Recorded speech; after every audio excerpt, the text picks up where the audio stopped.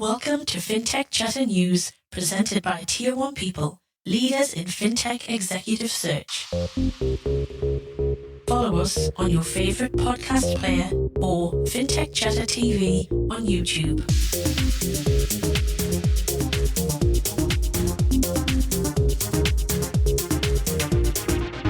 Well, last week I missed the deadline on some super positive news. Our friends at Shaype with a really big announcement. I'm joined a week later to share the great news, because any great news is still news, by a great friend, Dean Morrison, who's the Chief Strategy Officer from Shaype. Dean, welcome and congrats on your raise, but also your Fintech Chatter debut. Oh, thank you, Dexter. And I'm a massive fan of yours, one of your biggest stands out there. So this is definitely going to go down in my personal history as being one of my happiest days. Wow. What can I say, eh? And the check is in the post. No. This is genuine. This is honest. Yeah. I'm very much looking forward to it. So thank you for the invite. Yeah. Just so everybody's aware, I was not the person behind the raise. I was not the investor. Checks in the mail. Well, it is seriously good news. And look, I guess, for those that hadn't heard about it, do you want to tell us about the raise and kind of a little bit of the detail around that, and we'll talk a little bit later about what it means for Shaype. I'm happy to, and it's something that's we're incredibly excited about. I mean, especially in these market conditions, and a lot of people, the capital has dried up a lot in a lot of fintechs out there. There's been a different market conditions than it was a year ago. We were fortunate enough to have a Series C closed, led largely by the lead investor from our Series B raise, which was Regal Funds Management. They were the lead in Series B. They've had a chance to work with us for the better part of a year, or look closely at us for a better part of a year. And they some of the key things they saw in us was our ability to keep the promises we gave a year or so ago with our Series B, in terms of the caliber of the clients we're currently engaging with, the building out of our infrastructure, owning our own infrastructure and owning our own technology is probably the key fundamental thing underpinning our whole philosophy to the market. And seeing that benefit of owning that technology and giving our clients the control that they need to actually go and build, amazing things, and seeing how that high caliber client has been engaging with us has really given them confidence to come back in for Series C, as well as being supported by a couple of family offices to round it out to the full raise of about 33 million. Fantastic. Now, we had Yeesh from Kit on the show a few months back, and she mentioned you guys quite a few times in that podcast. Do you want to kind of tell us a little bit more about the work that Shaype does? With Combank and Kit in particular? If we can talk about those guys, and then maybe some of the other things that you're doing as well. Absolutely. That's a great example of where we have what we call internally a meeting of minds. We understand that some of these larger organizations, larger financial institutions, like a bank, a tier one bank, they understand some of them understand they're clear about their challenges, clear about their value proposition that they want to get to the market, clear about their objectives, but also recognize that they have some internal challenges in terms of legacy technology, tech debt, and a big labyrinth or a Byzantine labyrinth of technology that they find it very hard to react quickly, to deploy modern, innovative, new types of products. So they're aware of this challenge, but they don't want to necessarily undertake a massive transformation project because the old joke, you replace your core and takes 5 years and 5 CIOs to get through that. So they want to do it in an incremental, in a more natural, iterative way. Yeah. And so that's where we come in. When you engage with Shaype, what we do is we don't require you to change your entire architecture stack. we can integrate and work with what you've got already. We have the flexibility, the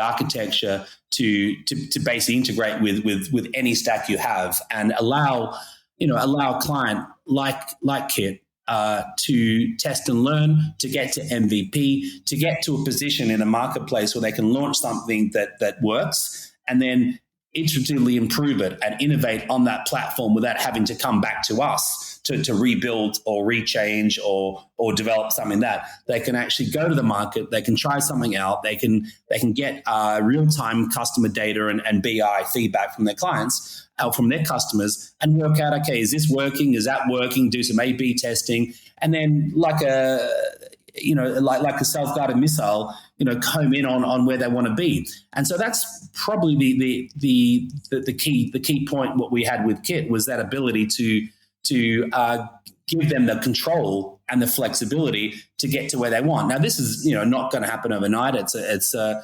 multi-month, multi-year process, but they're always engaging, always learning, always interacting with their clients, and always getting to a position of deeper engagement each day, each month than they were before, without being locked in to a siloed kind of platform, which is very difficult to change. Yeah.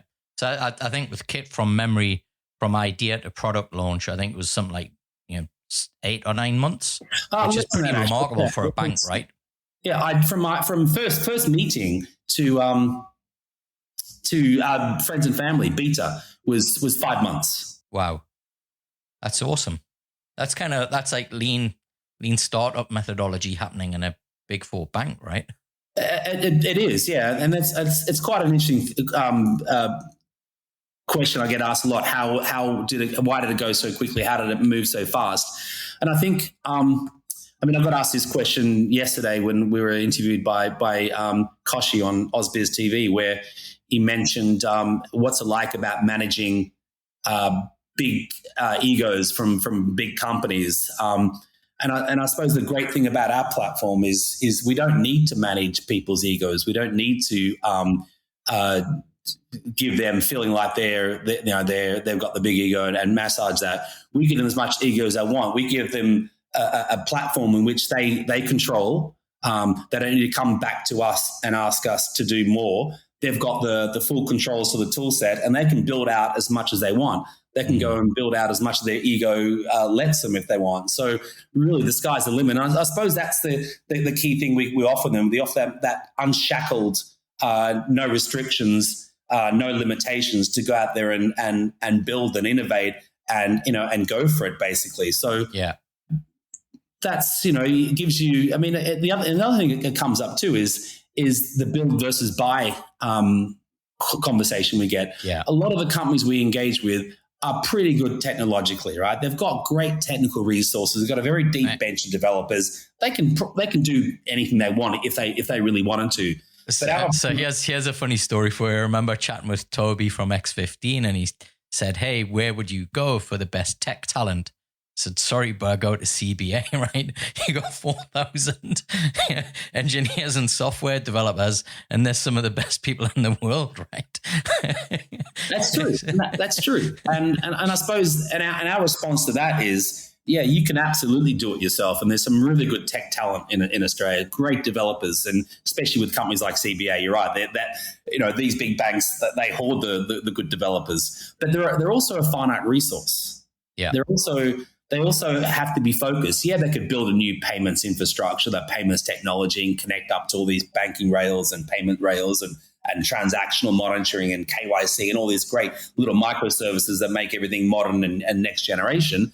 They can do that, but would you rather your developers who have this finite amount of time to focus on this, which is not your core, or focus on building out the customer experience, building out leveraging your brand and leveraging your experience, retaining your customers, getting to market quicker, rather than doing a whole new integration project? Leave that to us. We can do that. It's a very opaque, very complex area. Focus will give you the time back to your developers and that resource back to your developers to build out something that's going to give you that competitive advantage. Yeah.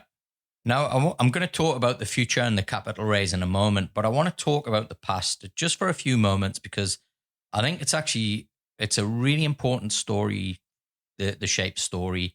The origins of the business. You started off as Hey. It was essentially, at the time, we had Zinja and Vault Bank and 86400 and a number of neobanks coming through. And I think what's kind of really, I love about the Shaype story is that you've never been afraid to pivot. You've never been afraid to kind of go, right, this isn't going to work, right? And kind of move strongly in a direction and go all in a direction that is going to work. Unfortunately, we've seen other businesses that haven't been able to do that. What would you say, Dean, has been kind of the secret to you doing that successfully and now being at the point where not only are you working with the likes of CBA, but at a time when it's really difficult to get funding, people are prepared to back you to the tune of 33 million? Pivot, it's a descriptive word, and you could use that. I don't actually like using the word pivot, I have to say, right? I think it's a terrible word. It's an evolution, right? You can't pivot. You have to evolve into something. You have to evolve, and that's correct too. And I've got probably two answers to that, or two. I can cast two lenses over that. The first is when we first set up and established, we were always forward thinking. And I remember when we first wrote our pre-application for our license with APRA, it was all about the ability of a platform, of an ecosystem that was cloud native, API, single API interface, and the ability to be future proofed. Yeah, and we built that because we wanted to instill confidence that no matter where the industry was going, we would be at the forefront, or our technology could adapt and be at the forefront. Yeah. Our first operational launch in Australia was with Hey Retail, which we call it the Hey Retail product, the payment card, which was a very good success. But it was built on the Shaype platform, or what we know now as Shaype, and that platform or that ecosystem was designed to handle and deliver modern next generation technology, no matter who it was. It just so happened that our first customer was our own internal product, which still exists now, and it's a fantastic offering. So we got to the position with the pandemic where we realized that the opportunity was more in building out our core infrastructure and our payments infrastructure as a platform, and started to focus more on that and evolve more on that. But that long-term plan, that long-term vision was always there. We knew this technology was appropriate across many different industries and many different types of companies. Just the pandemic, I think, accelerated that. And we were in a position to not even retool, but to just change our focus from that retail proposition to something a lot more broader, which is where we always wanted to be. Yeah. Now, there's been a lot of talk about embedded finance over the last few years. And, a lot of it's been about kind of almost like a supposition that all these other industries somehow want to be offering financial products. And it's not kind of quite turning out to be that way just right now. What have you found has been, I guess, where you see the opportunity for embedded finance, and where do you see the opportunity for Shaype? Yeah, just like, pivot's a word that we collectively dislike. Embedded finance is also becoming a term that I'm learning to dislike, probably because the promise does not live up to the reality. Yeah. And that's what we're seeing with, and you made a good point, people were talking about embedded finance as being this great thing that everyone can sell financial services and tools. But we found out a lot of that was talk, and a lot of them couldn't deliver. And what it was is we looked around the world and how people were executing this, and a lot of what you see the trend internationally was for some providers to provide what we call an orchestration layer or an as an aggregator, as we call it, and they provide aggregate the best of breed third-party vendors in a fairly structured way, but they lack a crucial ingredient, and that is the mastery and control of that ecosystem. They may have the best of breed KYC vendors, the best of breed processes and switches and tokenization and so on. But what they lack is that full master and control of that ecosystem. And by extension, their clients also lack that master and control. Yeah. And what that means is there's a natural inbuilt overhead to keep these disparate vendors in sync, meaning that they are beholden sometimes to the vendors. They can't change. They inadvertently create their own siloed tech architecture stack, and it creates debt from day one, which they're locked into. So look, it's a really interesting point. That really interesting. So it's a frustration you see. A lot of these, embedded payments providers, embedded finance providers, they talk a good game, but they can't deliver, because what you find is customers have these great visions, but they can't get beyond that step one. So what we saw, and we saw this from the very beginning, was to not have your own tech stack. And a lot of people now, a lot of these providers now moving to their own tech stack. We wanted to be tech or architecture agnostic in many ways. We don't care what core you use, what lending platform you use, what KYC vendor you use. We don't care. I mean, we do care, but the bigger scheme of things, we don't care. We'll integrate this in your existing environment. And that resonates with clients like the big banks that have this massive core that they can't change overnight. How do you integrate? How do you connect to their core in a meaningful way, but allow them to feel like they're a fintech and deploy these amazing new next generation services? Yeah. Well, we were talking about Cybos earlier, right? And the people that will have the biggest stands there, I guarantee you, the banks are tied into 8-10 year deals with them. It's not the best tech. In fact, it's terrible, but they're just hampered with it. But they throw mean parties at Cybos, though. Right, well, I'll look out for that then when I'm there next week. Yeah, most of them begin with an F, so. All right, I'm always up for that. So look forward to that. But you raise a very good point. They've invested significantly. And there's other companies out there that focus on these multi-year transformation projects, these big consulting firms, and that's great for them.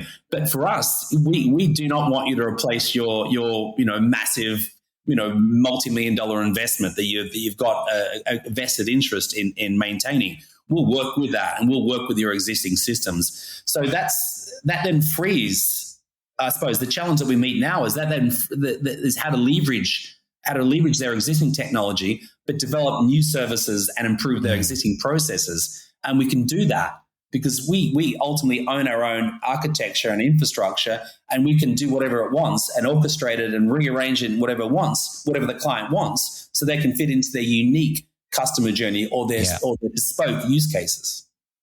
So let's talk about the future now, Dean. I think you're at a really advantageous point, particularly at this point in the market where you fresh capital, it gives you an extended runway now. You're at the point where you've got product market fit, and you've got clients out there as well, significant clients.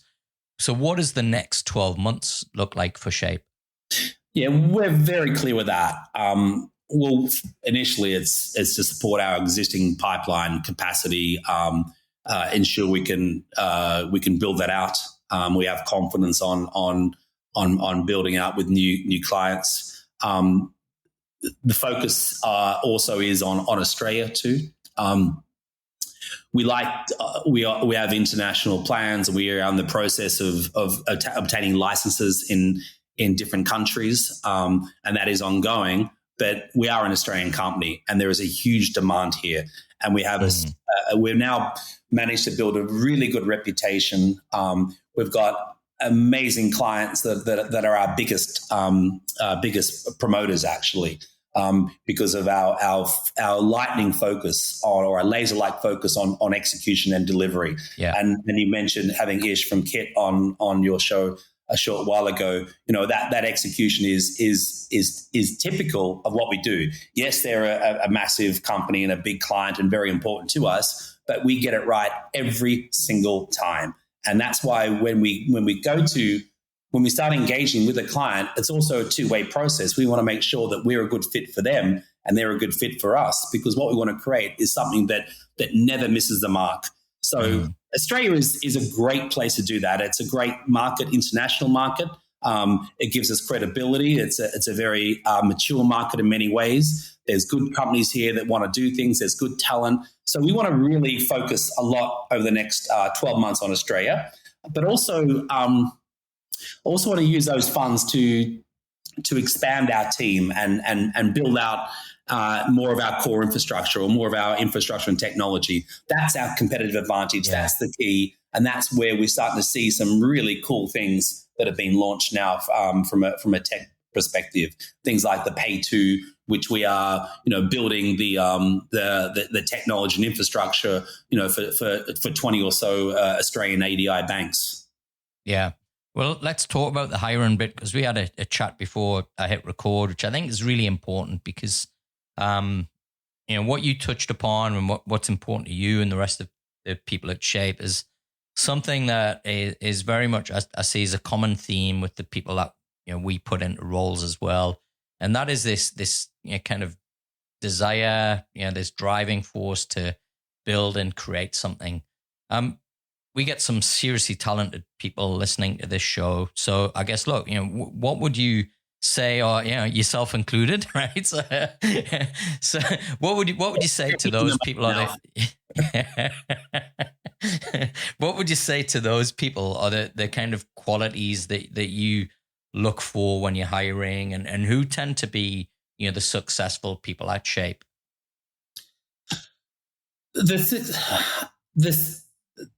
I think the key thing for me is that shared vision. Everyone's got to buy into it. And when we do hire people that come from, say, your traditional banking background or financial background, the first month or two, it's embedding them in our culture and our processes, and just watching the pure delight light up on their face when they realize how much capability that they've got or we've got to do things, to create things. It's almost like they've been released from a bubble, if you like, or realize they can actually do all the things they dreamt to do. And it's that shared vision, that shared creativity. Because let's face it, fintech is a creative art. It's a creative art. You need to do the art of the possible. You need to think beyond the boundaries. You need to push yourself, push those limits, and actually come up with new and innovative ways of doing things that have been done the same way for sometimes decades. So you need someone that has a high capability of thinking in a creative way, being solutions orientated, but then having the confidence that the solutions they offer or they proffer to our internally can be carried out, can be delivered, as opposed to being kicked down the road and sent to committee after committee, and then maybe in 8 months' time it gets on someone's desk who gives the approval for another 8 to 12 months of committees. We're very fast. We like to call ourselves an agile company, but it's more than just saying you're agile. Agile comes from the top down, and it's something that needs to permeate a company over years. But we like to think that we react very, very quick. We take on board suggestions and input from across the company. Everyone in this company can put themselves in the shoes of one of their colleagues or one of their peers and think from their perspective, which means you get to a situation where you really lack politics. You really lack that butt covering, ass covering aspect where you look after your own little part of the company. Yeah. You really are focused on a shared vision, because you empathize and you feel what it's like to be someone in another area, someone in another department. And we encourage that. We encourage people to sit in on meetings that are not even relevant to their or related to the direct day-to-day working life, but because they can experience how it works or how other parts of the company operate. And I suppose it's that real team and the benefit you get from that is incredible. It's you build trust. You build massive amounts of trust internally. When one of my colleagues or peers says they can't do something, I believe them, because I know they put themselves in my shoes and looked at things from my perspective. And it's probably one of the most rewarding things you can have working for a company, that you have this trust. You know that we're all in it together.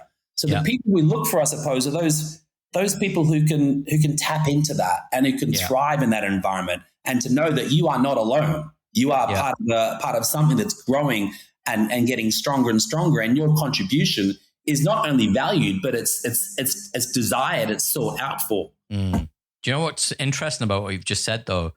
One of the biggest frustrations that I hear from people is, particularly in this, this element of fintech, which I called kind of enterprise sales, is the sales guy going out and promising stuff that can never ever be delivered or built, and it's bringing everybody on a journey that's only going to end in tears. So it's kind of really refreshing to hear that from the kind of the person who's out there talking to clients the whole time, that it's really critical that you're hearing from your people what is possible and what isn't possible. Yeah, that's true, and that's a challenge, because you don't want the sales guy to go out there and promise the world and then reality sinks in. That's why our business development team is very much focused on finding a good fit. Not saying that they want to do everything to give everything to everybody and say we can do that. Even if technically we can, that's a recipe for disaster. Yeah, so that's a recipe for being sidetracked, for losing focus. But a successful business is all about successful focus and following a roadmap and following a pathway. And that means you can't be everything to everybody. You need to pick your best fit, your client that you work the best with, and that's drummed into us. We want to work with clients that are good for us, and we're good for them. Yeah.